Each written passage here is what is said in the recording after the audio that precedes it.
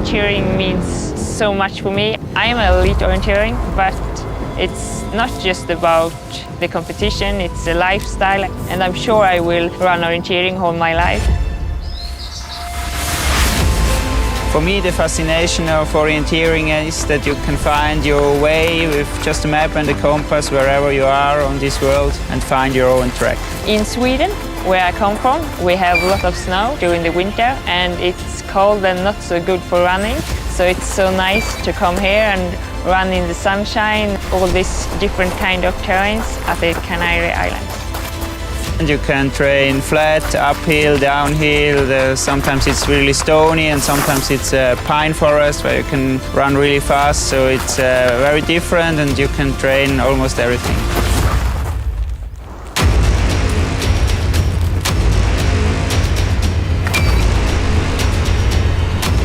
My name is Tove Alexandersson and I'm world champion in orienteering. I'm Hubman, orienteering world champion.